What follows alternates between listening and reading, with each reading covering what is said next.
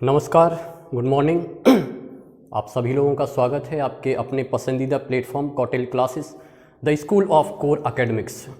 तो फाइनली आज हम सब आमने सामने हैं एक दूसरे के, और जिस उद्देश्य को लेकर इस संस्थान की स्थापना की गई थी, जिस उद्देश्य की पूर्ति के लिए हमने ये चैनल क्रिएट किया था, उसका आगाज़ हो चुका है। इससे पहले भी आप लोगों को विज्ञान, भौतिक विज्ञान और रसायन विज्ञान के परिचय से संबंधित वीडियो मिल चुके होंगे। जैसा कि देखने वाले और सुनने वाले सभी लोग समझते हैं कि मैं इस संस्थान में जीव विज्ञान की सेवाएं दे रहा हूं, उसी रूप में आप लोगों के समक्ष हूं। लेकिन इससे पहले हमारे संस्थान के जो उद्देश्य हैं उनके साथ थोड़ी सी बातचीत उनके ऊपर हो जाए। यहाँ पर इस चैनल को क्रिएट करने का जो मकसद है वो ये है कि एक जो आम जनमानस की विज्ञान के प्रति सोच है, एक तो उस सोच को विकसित करना है, कैसे हम अपने दैनिक जीवन में विज्ञान का उपयोग कर रहे हैं, उन पक्षों से आम जनमानस को अवगत कराना है। लेकिन केवल इतना पर्याप्त नहीं है, इसके अतिरिक्त जो हमारे कोर एजुकेशन में जो स्टूडेंट्स अपनी तैयारियों में लगे हुए हैं, जो एकेडमिक्स में अपनी तैयारियां कर रहे हैं, चाहे वो हाई स्कूल की परीक्षाओं के लिए हों, इंटरमीडिएट की परीक्षाओं के लिए हों, ग्रेजुएशन या पोस्ट ग्रेजुएशन, उनके लिए भी हम कोशिश करेंगे कि बहुत ही ऑथेंटिक और जो बेहतर रेफरेंस बुक्स हैं और अच्छे प्लेटफॉर्म हैं, वहाँ से बेहतर कंटेंट उनके लिए लेकर आएँ। इसके अतिरिक्त जो मेन ऑब्जेक्ट यहाँ का रहेगा वो हम लोगों का जो कॉम्पिटिटिव एग्ज़ाम्स होते हैं, नीट है, एम्स है, जिपमेर है, या इसके अलावा इंजीनियरिंग से रिलेटेड जो भी एग्ज़ाम्स होते हैं, उनमें भी हम आप लोगों की जितनी हेल्प कर सकते हैं वो करने का हर संभव प्रयास करेंगे। एक बात जानिए कि कोई भी कार्य जो होता है वो किसी एक व्यक्ति के कारण सफल नहीं हो सकता है। उसकी जो नियोजन की गई है, जो प्लानिंग की गई है, उस प्लानिंग का हिस्सा केवल यहाँ पढ़ाने वाले एजुकेटर्स ही नहीं हैं। ये जो कम्युनिकेशन हमारे और आपके दरमियान होने वाला है, ये कम्युनिकेशन इसकी रूपरेखा तय करेगा कि ये आगे कहाँ तक जाने वाला है। तो ये जानिए कि सक्रिय भूमिका ना केवल पढ़ाने वालों की है बल्कि पढ़ने वालों की भी है। यहाँ से जो भी सूचनाएं प्रसारित की जा रही हैं, ये हम लोगों का मकसद रहेगा कि वो जो वंचित वर्ग है, वो जो रूरल एरिया से आने वाले विद्यार्थी हैं, जिन तक ये सुख सुविधाएँ नहीं पहुँच सकती हैं, उन सुख सुविधाओं को हम लोग यहाँ से मुहैया कराने का एक प्रयास कर रहे हैं। और हमें इस बात का पूर्ण विश्वास है कि हमारे सुनने वाले, हमारे देखने वाले, हमारे मित्र, हमारे साथी और हमारे विद्यार्थी कदम से कदम मिलाकर इसमें हमारा साथ देने वाले हैं। और निसंदेह जब किसी कार्य की आयोजना के जो साथी होते हैं वो इतने सारे हाथ हो जाते हैं, तो फिर उसकी जो सफलता है वो कहीं से भी संदिग्ध नहीं रह जाती है। तो इन सब बातों के साथ आइए अब मैं अपने विषय को आपके साथ प्रारंभ करने जा रहा हूं। एक संक्षिप्त सा परिचय आज जीव विज्ञान का लेने वाले हैं हम लोग। हालांकि उसको हम लोग इंटरमीडिएट की कक्षाओं में पढ़ते हैं, उसके बाद ग्रेजुएशन, पोस्ट ग्रेजुएशन और किसी पर्टिकुलर टॉपिक में आगे शोध भी किए जाते हैं। उसके उपरांत भी हम उस विषय के बारे में कुछ ही जान पाते हैं, उसके कुछ बिंदुओं का अध्ययन कर पाते हैं। तो इतने छोटे से वीडियो में जीव विज्ञान का इतना विस्तारित क्षेत्र है, उसका संपूर्ण परिचय दे पाना संभव बात नहीं है। लेकिन मेरा प्रयास ये रहेगा कि इस वीडियो के माध्यम से जो एक आम जनमानस है उसकी भी सोच बने विज्ञान के प्रति, साथ के साथ जो हमारी कॉम्पिटिटिव एग्ज़ाम की तैयारी करने वाले स्टूडेंट्स हैं या जो हमारे एकेडमिक्स की प्रिपरेशन कर रहे हैं छात्र, उनकी भी सोच बने विज्ञान और जीव विज्ञान को लेकर कि आखिर ये विषय है क्या, इस विषय का चरित्र क्या है, इस विषय की प्रकृति कैसी है और इस विषय में क्या क्या संभावनाएं हैं उनके करियर के लिए। और ये मानिए आप कि कोई भी विषय हो अपने आप में बहुत विस्तारित होता है, हर विषय बहुत विस्तारित होता है। किसी भी एग्ज़ाम के लिए दो बातें याद रखना ज़रूरी होती हैं। पहली बात तो ये कि पढ़ना क्या है, दूसरी महत्वपूर्ण बात ये भी होती है कि पढ़ना क्या नहीं है। जितना महत्वपूर्ण ये है कि क्या पढ़ना है, उतना ही महत्वपूर्ण ये भी है कि क्या नहीं पढ़ना है। इस प्रश्न का जो संदेह है इसको समाप्त करने के लिए आगे आने वाले वीडियो में जो अलग अलग एकेडमिक एग्ज़ाम्स होते हैं या जो हमारे अलग अलग ये कह सकते हैं कि जो प्रतियोगी परीक्षाएं होती हैं, उन प्रतियोगी परीक्षाओं से संबंधित जो कोर सिलेबस होता है, उन सिलेबस की वीडियो भी हम लोग लेकर आएंगे कि पढ़ने से पहले एटलीस्ट आपको पता रहे कि आपको इस सब्जेक्ट के अंदर किसी पर्टिकुलर चैप्टर या यूनिट से कौन कौन से टॉपिक पढ़ने और कहाँ तक उन टॉपिक को पढ़ना होता है। चलिए बात करते हैं बायोलॉजी की। बायोलॉजी जो शब्द है ये ग्रीक भाषा के दो शब्दों से मिलकर बना होता है, बायोस एंड लोगोस, जिसमें बायोस टर्म का मीन्स होता है लिविंग और लाइफ, और लोगोस टर्म का मीन्स होता है डिस्कोर्स। डिस्कोर्स और स्टडी, यानी जीव विज्ञान विज्ञान की वो शाखा है, विज्ञान की वो विधा है जिसके अंतर्गत हम जीवों का अध्ययन करते हैं, सजीवों का अध्ययन करते हैं, भूत द्रव्य की जैव दशा का अध्ययन किया जाता है, या हम ये कह सकते हैं कि जीवन का अध्ययन करते हैं। बायोलॉजी टर्म का यूज सबसे पहले एक बहुत ही प्रसिद्ध वैज्ञानिक रहे हैं, आप सब ने उनका नाम सुना होगा, Jean Baptiste D Lamarck. Evolution में इनकी थ्योरी बहुत ही फेमस है। ये ज़रूरी नहीं है कि जो सुनने वाले या देखने वाले हों वो पर्टिकुलर जीव विज्ञान से संबंधित हो तभी उन्होंने इनका नाम सुना होगा। यदि कोई व्यक्ति संजीदा किस्म का है और विज्ञान में थोड़ी सी भी उसकी रुचि है तो उसने अवश्य लेमार्क का नाम सुना होगा। लेमार्क और एक और वैज्ञानिक थे जिनका नाम था ट्रेविरेनस। इन दो लोगों ने सबसे पहले 1802 में बायोलॉजी टर्म दिया था। तो ये तो बात हो जाती है कि जीव विज्ञान शब्द किस समय दिया गया। थोड़ा सा एंशियंट हिस्ट्री की ओर अगर हम चलते हैं तो बायोलॉजी में जो मेन कंट्रीब्यूशन रहा है वो दो जगह का रहा है। एक तो ग्रीक का कंट्रीब्यूशन है और दूसरा इंडिया का। अगर ग्रीक कंट्रीब्यूटर्स की हम बात करते हैं तो ग्रीक के कंट्रीब्यूटर्स में आप लोगों ने बहुत बेहतर तरीके से नाम सुना होगा एम्पीडोक्लस। बिफोर क्राइस्ट के जितने भी फिलोसफर्स रहे हैं उनमें एम्पीडोक्लस का नाम बड़ा महत्वपूर्ण है, जिन्होंने ये बताया था कि जो हमारा पूरा कॉस्मोस है, जो हमारा पूरा नेचर है, वो 4 कंपोनेंट से मिलकर बना होता है। 4 बेसिक कंपोनेंट उन्होंने बताए हैं जिनमें अर्थ, फायर, एयर और वाटर को बताया गया है। इसके आगे अगर हम देखते हैं तो अनेक्सिमेंडर जो होते हैं उन्होंने ये बताया था कि लाइफ का ओरिजिन वाटर में हुआ है और ह्यूमन जो प्रिमिटिव ह्यूमन था, प्रारंभिक मनुष्य था, वो फिश लाइक था। और आज भी हम देखते हैं जिन्होंने अगर 12th की कक्षाओं तक अध्ययन किया है बायोलॉजी का बहुत सिंसियरिटी के साथ, तो आप देखेंगे कि जो एवोल्यूशन का प्रोसेस है उस एवोल्यूशन को ह्यूमन की एम्ब्रियोलॉजी में फिर से रिपीट किया जाता है। वो पूरे प्रोसेस रिपीट होते हैं, यानी जो इनिशियल स्टेज होती है ह्यूमन के एक फीटस की वो फिश लाइक होती है, देन उसके बाद वो एम्फीबियंस लाइक होता है, फिर उसके बाद जो वो होता है वो रेप्टिलियन लाइक होता है, उसके बाद वो मैमेलियन लाइक होता है। बहरहाल इन सब चीज़ों को आगे डिस्कस किया जाएगा बहुत बेहतर तरीके से जब हम उसी कॉन्सेप्ट पर पहुंचेंगे। तो ये तो बात हुई है अनेक्सिमेंडर और एम्पीडोक्लस की। उसके बाद का जो समय आता है वो एक बहुत महत्वपूर्ण फिलोसफर रहे हैं जिनका नाम है एरिस्टोटल। बहुत से रेफरेंसेस में आपने एरिस्टोटल का नाम सुना होगा। इनको father of science, father of biology, father of geology, father of political science भी इनफैक्ट इनको कहा जाता है। आप स्टैटिक्स पढ़िए, आप साइकोलॉजी पढ़िए, आप फिलॉसफी पढ़िए, आप बायोलॉजी पढ़िए, कुछ भी सब्जेक्ट उठाकर देख लीजिए, एक ना एक रेफरेंस आपको एरिस्टोटल के नाम का मिल ही जाएगा। तो एरिस्टोटल के टाइम से पहले की अगर हम बात करते हैं तो उस समय तक जो मेन फोकस था वो फिजिकल साइंस ओरिएंटेड था। इट मीन्स कि जो स्टडी की जाती थी वो नेचर के नॉन लिविंग कंपोनेंट्स की स्टडी की जाती थी। एरिस्टोटल ने उस समय बहुत जोर दिया इस बात पर कि जो नेचर का सबसे इंपॉर्टेंट क्रिएशन है वो एक लाइफ है, वो लिविंग बीइंग्स हैं, इनकी स्टडी की जानी चाहिए।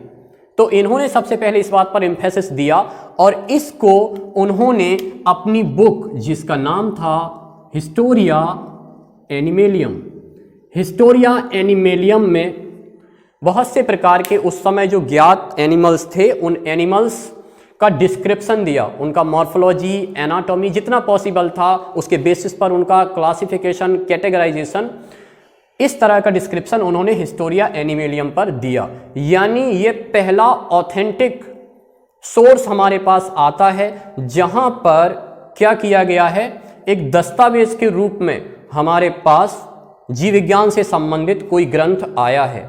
और इसी की रिकॉग्निशन में एक एट्रीब्यूट दिया गया है एरिस्टोटल को। एरिस्टोटल को कहा जाता है फादर ऑफ बायोलॉजी। और चूंकि इसमें सबसे पहले एनिमल्स की स्टडी पर एम्फेसिस दिया गया है, सो इसलिए इन्हें फादर ऑफ जूलॉजी कहा जाता है। एक बात और ध्यान रखने वाली यहाँ पे है, जो वो ये है कि उस समय तक जैसी कि हमारी वेदांत की फिलॉसफी है, जड़ और चेतन में हम प्रकृति को विभाजित करते हैं। तो जड़ और चेतन का अर्थ ये होता है, माना यह जाता है कि चेतना केवल जंतुओं में होती है। अगर हम एंशियंट जो माइथोलॉजी है उसके अकॉर्डिंग चलते हैं, अब वो चाहे ग्रीक की माइथोलॉजी रही हो, चाहे वो फिर इंडिया की माइथोलॉजी रही हो, तो ऐसा माना जाता है कि जड़ और चेतन ये दो कंपोनेंट हैं और चेतना केवल जंतुओं में होती है, मनुष्य में होती है। पौधों में चेतना को नहीं माना जाता है। इसका अर्थ ये हुआ कि उस समय तक बायोलॉजी का जो क्षेत्र था वो सीमित था एनिमल्स तक, प्लांट्स की स्टडी इसमें नहीं की जाती थी। इसके बाद इनके ही कंटेम्पररी ग्रीक के एक दूसरे फिलोसफर आते हैं जिनका नाम है थियोफ्रास्टस। कुछ लोग इस नाम से परिचित होंगे, थियोफ्रास्टस। इन्होंने सबसे पहले एम्फेसिस दिया प्लांट्स की स्टडी पर और पहला बुक लिखा इन्होंने डी हिस्टोरिया प्लांटेरम। और इस बुक में आपने 480 काइंड्स ऑफ प्लांट्स का क्लासिफिकेशन, मॉर्फोलॉजी, एनाटॉमी, टेक्सोनॉमी, उस बेसिस पर क्लासिफिकेशन प्रस्तुत किया हमारे सामने। और सबसे पहले हमें प्लांट से इंट्रोड्यूस कराया, ये बताया, बहुत ही सिग्निफिकेंट बात है ये बताया कि प्लांट्स में भी लाइफ होती है। और उसी के रिकॉग्निशन में इनको जो एट्रीब्यूट दिया जाता है वो दिया जाता है फादर ऑफ बॉटनी का। तो इस तरह से हम देखते हैं कि बायोलॉजी टर्म कहाँ से आया है। उसके बाद बायोलॉजी की दो मेजर ब्रांचेस होती हैं। बायोलॉजी का means study of life, study of living beings, study of living nature of matter, भूत द्रव्य की जैव दशा का अध्ययन, उसमें होने वाली विविध प्रकार की प्रक्रियाओं के अध्ययन को हम बायोलॉजी कहते हैं। थोड़ा सा और आगे इसके बढ़ते हैं। अगर हम इंडिया में बात करते हैं तो हम लोगों ने बहुत सारे नाम सुने हैं, लाइक हिप्पोक्रेट्स जिनको कि फादर ऑफ मेडिसिन कहा जाता है। और आज भी जब कोई फिजिशियन अपनी डिग्री कंप्लीट करता है तो उसके बाद उसे हिप्पोक्रेटिक ऑथ दिलाई जाती है, हिप्पोक्रेट के नाम की शपथ दिलाई जाती है। तो इनका बड़ा ही इंपॉर्टेंट कंट्रीब्यूशन रहा है हिप्पोक्रेट्स। इसके बाद आगे बात करते हैं तो आयुर्वेद में 3 नाम बड़े प्रचलित रहे हैं, जिनमें धन्वंतरी के बाद उनके शिष्य आते हैं चरक, और चरक के बाद उनके शिष्य आते हैं सुश्रुत। इनका बहुत बेहतर कंट्रीब्यूशन रहा है। इसके अलावा बाघभट्ट जो हैं उन्होंने आयुर्वेद पर बहुत सारे ग्रंथ लिखे हैं। तो इस प्रकार से ये हमारी एंशियंट बायोलॉजी है। आई होप कि आप लोगों को अभी तक समझ में आया होगा। अब थोड़ा सा हम इससे आगे बढ़ते हैं और जानने की कोशिश करते हैं कि ये जो सब्जेक्ट है दरअसल इसकी नेचर क्या है। एवोल्यूशन में एक बात कही जाती है, ऑरिजिन विद डिसेंट, यानी चेंजेस के साथ अवतरण की प्रक्रिया, परिवर्तन के साथ अवतरण की जो प्रक्रिया है उसको कहा जाता है, क्षमा करिए ये थोड़ा सा सेंटेंस यहां पर मिस्टेक हो गया है, इसको फिर से लिख लेते हैं, डिसेंट विद चेंजेस और मॉडिफिकेशन, यानी अवतरण के साथ, यह जो अवतरण की प्रक्रिया है वो परिवर्तन के साथ होती है। लाइफ जैसा आज है, बहुत समय पहले ऐसा लाइफ नहीं था। लाइफ इस फॉर्म में नहीं था जिस फॉर्म में हम आज देख रहे हैं। यह आने वाले समय में लाइफ इस फॉर्म में नहीं रहेगा। ये जो हम यहाँ तक पहुँचे हैं ये बहुत सारे एवोल्यूशन के प्रोसेस से गुजरने का रिजल्ट है। जब हम इस स्टेज तक पहुँचे हैं, लाइफ का जो ओरिजिन हुआ वो ओरिजिन बहुत ही माइक्रो लेवल पर हुआ है। इनफैक्ट आप ये कह सकते हैं कि हर जो प्रोसेस है उसका कहीं ना कहीं एक एवोल्यूशन होता है, एवोल्यूशन की प्रोसेस होती है और धीरे धीरे उस एवोल्यूशन की प्रोसेस में चेंजेस होते रहते हैं।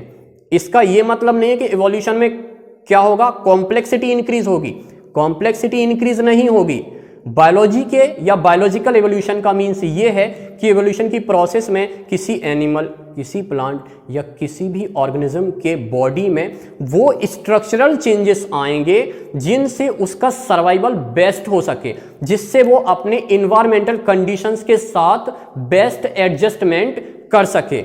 डॉबझॉन्स्की का एक स्टेटमेंट याद आता है, उन्होंने कहा था nothing makes sense in biology accept in the light of evolution. जीव विज्ञान में आप कुछ भी तब तक नहीं समझ सकते हैं जब तक आपने जैव विकास या एवोल्यूशन को नहीं समझा है। इनफैक्ट हर बात का एक एवोल्यूशन है। जब हम बात करते हैं बायोलॉजी की, study all about living beings, और लिविंग बीइंग्स की स्टडी में जब ऑल अबाउट की बात करते हैं तो आपको उसकी मॉर्फोलॉजी की स्टडी करनी है, आपको उसकी एनाटॉमी की स्टडी करनी है, उसके सेल बायोलॉजी की स्टडी करनी है, उसके टैक्सोनॉमी की स्टडी करनी है, उसकी इकोलॉजी की स्टडी करनी है, उसके जेनेटिक्स की स्टडी करनी है, उसके इकोनॉमिक इंपॉर्टेंस की स्टडी करनी है, और बहुत सारे डिसिप्लिन हैं जिनकी स्टडी करनी है। लेकिन इन सारे डिसिप्लिन्स के अंदर हमें फॉलो करना होता है एवोल्यूशन को। हर प्रोसेस का एक एवोल्यूशन है। इसी प्रकार से लाइफ का भी एवोल्यूशन है। लाइफ का ओरिजिन कैसे हुआ है और कैसे हम इवॉल्व होकर एक वायरस या एक बैक्टीरिया से कहां तक पहुंचे हैं, ह्यूमन तक, या हम ये कहें कि जो थैलोफाइट्स थे, जो एल्गी थे या जो फंगस थे, वहां से हम पहुंचे एंजियोस्पर्मिक प्लांट्स तक। तो ये जो पूरा प्रोसेस है, इस प्रोसेस की स्टडी करनी होती है एवोल्यूशन की प्रक्रिया में। आगे अगर हम बात करते हैं तो बायोलॉजी में जो क्लासिफिकेशन की प्रोसेस होती है, क्लासिफिकेशन बेसिकली हम सुनते हैं तो 3 टाइप का होता है। One is artificial classification, another is natural classification, and finally phylogenetic classification. जो आर्टिफिशियल क्लासिफिकेशन है वो मेनली 2 या 3 जो सिमिलर कैरेक्टर्स होते हैं उनके बेसिस पर होता है। लाइक कि कोई प्लांट है, उसका यूज़ क्या है, वो मेडिसिनल वैल्यू का प्लांट है या फिर उससे फाइबर मिलता है या उससे ऑयल मिलता है, उससे वेजिटेबल मिलता है, उससे फ्रूट मिलता है, या अदर किसी वैल्यू का प्लांट हो सकता है। एनिमल्स की बात करते हैं तो उसका हैबिट क्या है, वो एक्वाटिक है, एक्वाटिक है तो मैराइन वाटर है कि फ्रेश वाटर है, फ्रेश वाटर है तो स्टेगनेंट है कि रनिंग वाटर है। अगर वो टेरेस्ट्रियल है तो टेरेस्ट्रियल में क्या है, वो वोलेंट है, फॉसोरियल है, कर्सोरियल है। ये बहुत सारी डिफरेंट टाइप की टर्मिनोलॉजी है। इस सब टर्मिनोलॉजी से आप धीरे धीरे फैमिलियर होंगे। जब हम आगे डिस्कोर्स में चलेंगे तब आप उसके साथ फैमिलियर होंगे। आगे हम बात करते हैं जो सेकंड टाइप का क्लासिफिकेशन है वो हमारा नेचुरल टाइप ऑफ क्लासिफिकेशन है। नेचुरल टाइप ऑफ क्लासिफिकेशन में हम कई सारे कैरेक्टर्स को लेकर चलते हैं, कई सारे डिसिप्लिन को लेकर चलते हैं। जैसे अभी बात की है anatomy, morphology, cytology, histology, genetics, ecology, genetic engineering और बहुत सारे डिसिप्लिन। इन सारे डिसिप्लिन को फॉलो करते हुए जब एनिमल्स और प्लांट्स को डिफरेंट स्मॉल और लार्ज कैटेगरीज में क्लासिफाइड किया जाता है तो वो कहलाता है नेचुरल सिस्टम ऑफ क्लासिफिकेशन। और एक बहुत ही रिसेंट क्लासिफिकेशन का जो सिस्टम है उसको कहा जाता है फाइलोजेनेटिक सिस्टम। फाइलोजेनेटिक सिस्टम में हमें ध्यान रखना होता है एवोल्यूशन का। एवोल्यूशन के पॉइंट ऑफ व्यू से हम क्लासिफाइड करते हैं कि लाइफ का जो ओरिजिन हुआ है तब से लेकर अब तक लाइफ कैसे इवॉल्व हुआ है, इस पूरी प्रोसेस की स्टडी की जाती है जो हमारा फाइलोजेनेटिक टाइप ऑफ क्लासिफिकेशन है। इसके आगे अगर हम बात करते हैं बायोलॉजी में तो आप एक बात और सुनेंगे कि बायोलॉजी को कहा जाता है द साइंस ऑफ एक्सेप्शन, यानी कि अपवादों का विज्ञान। बेसिकली आप जानते हैं कि जो मैथमेटिकल साइंस है, फिजिकल साइंस है, केमिकल साइंस है, मुझे उन सब का ज्ञान उतना ज़्यादा नहीं है लेकिन आप लोग जानते होंगे, तो उनमें कुछ रूल्स होते हैं कुछ लॉ होते हैं, और जनरली या नियरली वो जो रूल्स होते हैं, लॉ होते हैं, वो यूनिवर्सल होते हैं, नियरली यूनिवर्सल होते हैं वो लॉ। उन लॉ को हर सिचुएशन में फॉलो किया जाता है। लेकिन बायोलॉजिकल साइंस में ऐसा नहीं है। आप आगे बहुत जगह ये जानेंगे बायोलॉजी में। इस स्टेटमेंट को आप नोट करके रखिएगा, साइंस ऑफ एक्सेप्शन। और आगे न जाने कितनी बार हर दूसरे तीसरे लेक्चर में आपको ये लाइन रिपीट होगी, साइंस ऑफ एक्सेप्शन, क्योंकि वहां आपको सुनने को मिलेगा फिर जो आपने रूल पढ़ा, जो नियम पढ़ा, उसका कोई ना कोई एक अपवाद निकलकर आपके सामने आ जाने वाला है। इसके अलावा अक्सर मैं जो ऑफलाइन लेक्चर होते हैं उनमें बात करता हूं कि इस विषय का जो चरित्र है वो बड़ा विचित्र है, क्योंकि जो स्टारफिश है वो मछली नहीं है, जो सी हॉर्स है वो घोड़ा नहीं है, जो सी लिली है वो फ्लावर नहीं है, और जो सी कोकुम्बर है वो खीरा नहीं है। इसका मतलब ये हुआ ना कि आर्टिफिशियल सिस्टम में जो हम बात कर रहे थे क्लासिफिकेशन की, कि 1-2 सिम्पटम्स को लेकर क्लासिफाइड किया जाता है, वो बहुत साइंटिफिक क्लासिफिकेशन नहीं है। वो ठीक है, काम चलाऊ प्रकार का या जो इनिशियल क्लासिफिकेशन की प्रोसेस है उसमें उसको फॉलो किया जा सकता है। लेकिन ये जो स्टेटमेंट कहा गया है, इस स्टेटमेंट से ये तो प्रूव हुआ है ना कि लाइफ या उतना नहीं है लाइफ जितना कि हम उसको समझ रहे हैं, जितना कि हम उसको देख रहे हैं, वो उसके बियॉन्ड है। तभी तो सी हॉर्स जिसको कह रहे हैं, वो बाहर से तो हॉर्स जैसा दिख रहा है लेकिन असल में वो हॉर्स नहीं है। स्टार फिश जिसको कह रहे हैं वो बाहर से उसका अपीयरेंस फिश जैसा है बट वो फिश लाइक नहीं है। तो सच केवल उतना नहीं होता है जितना हमारी आंखें देखती हैं, सच उतना नहीं होता है जितना हमारे कान सुनते हैं, सच उतना भी नहीं होता है जितना हम सोच सकते हैं। यानी सच हर आंख, हर कान और हर सोच की सीमा से आगे की बात है, परे की बात है। तो यहाँ पर जो विज्ञान की हमारी संपूर्ण यात्रा है उसको आपको पिछले भी दोनों वीडियो में बता दिया गया है, इसलिए उस पर मैंने कोई बहुत बात नहीं की है। तो विज्ञान की यात्रा चाहे वो भौतिक के द्वारा हो, चाहे रसायन के द्वारा, चाहे गणित के द्वारा और चाहे जीव विज्ञान के द्वारा, वो यात्रा क्या है?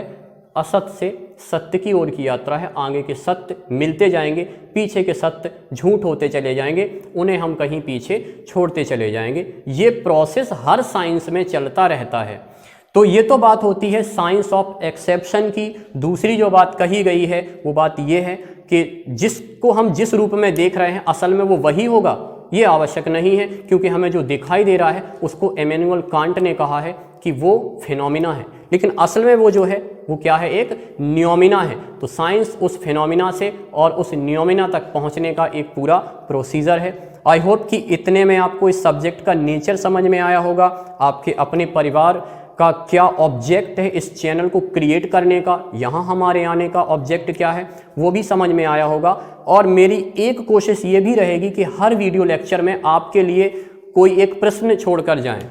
तो जिस तरह से एंजियोस्पर्मिक प्लांट्स में हम स्टडी करते हैं, हमारे सामने ये एक फ्लावर है, आप बेहतर तरीके से शायद इसको देख पा रहे होंगे, थोड़ा और निकट से आपको दिखा देते हैं। ये फ्लावर अगर आपने देखा है तो इसका लोकल लैंग्वेज में क्या नेम है, इसका वर्नाकुलर नेम क्या है, इसकी फैमिली क्या है और इसका साइंटिफिक नेम क्या है? जिन लोगों को पता हो वो नीचे कमेंट बॉक्स में अपना जवाब दे सकते हैं। बाकी आप लोगों से अगली मुलाकात जब होगी तो उसमें हम साइंस की कुछ डिसिप्लिन्स को एक्सप्लेन करेंगे।